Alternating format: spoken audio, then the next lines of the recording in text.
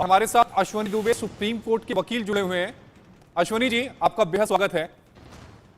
अश्वनी जी, लोगों के मन में एक जो सवाल है वो सवाल अध्यादेश को लेकर है, क्योंकि अरविंद केजरीवाल विपक्ष के पार्टियों के सभी बड़े नेताओं से मिल रहे हैं, उनसे समर्थन मांग रहे हैं कि राज्यसभा में उनका समर्थन किया जाए। लेकिन जनता ये जानना और समझना चाहती है कि आखिर अध्यादेश होता क्या है।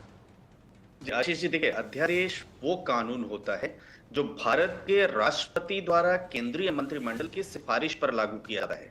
यानी जो राष्ट्रपति हैं वो केंद्र सरकार के कहने पर भारतीय संविधान के आर्टिकल 123 के अंतर्गत अध्यादेश जारी करते हैं, और जिसका प्रभाव जो है संसद द्वारा पारित अधिनियम, जो एक्ट पास होता है, कानून पास होता है, उसके समान होता है। और वह उन्हीं परिस्थितियों में जारी किया जा सकता है जब संसद के किसी भी सदन का कोई सत्र नहीं चला जाए। यानी सीधे शब्दों में अगर आशीष जी कहें तो अध्यादेश किसी भी विधेयक को पारित करने का एक टेम्परेरी तरीका है।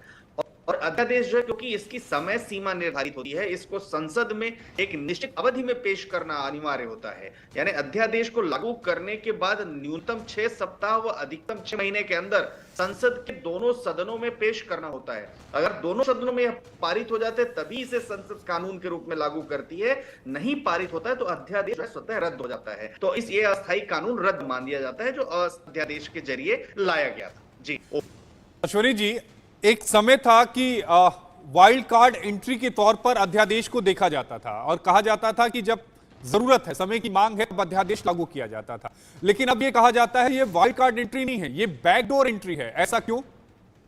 देखिए, ये समय समय पर कब कैसी परिस्थितियां रही हैं, उन परिस्थितियों के आधार पर परिभाषाएं निर्धारित की गई हैं।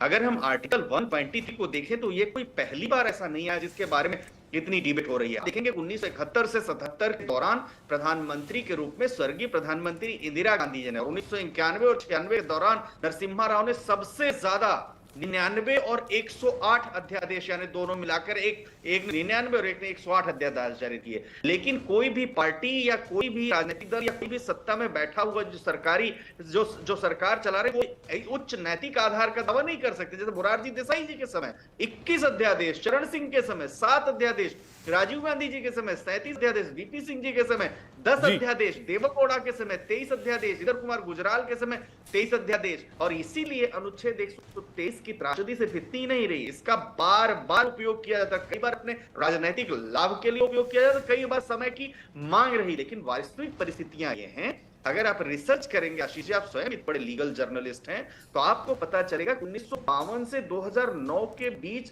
जितने भी अध्यादेश लाए गए थे उनमें से कम 177 अध्यादेश संसदीय सत्र शुरू होने से ठीक 15 दिन पहले या संसदीय सत्र समाप्त होने के ठीक 15 दिन बाद लागू किए गए थे। और जानते हुए भी जो उस समय की कैबिनेट थी, अध्यादेश जारी किया था, उस समय पर संसदीय अनुमोदन प्राप्त करने के लिए आवश्यक बहुमत का समर्थन नहीं था। तो परिस्थितियों के अनुसार परिभाषाएं गढ़ी जाती हैं, लेकिन जो सरकारें इसको लागू करती हैं उसके पास इसका ठोस कारण मौजूद होता है।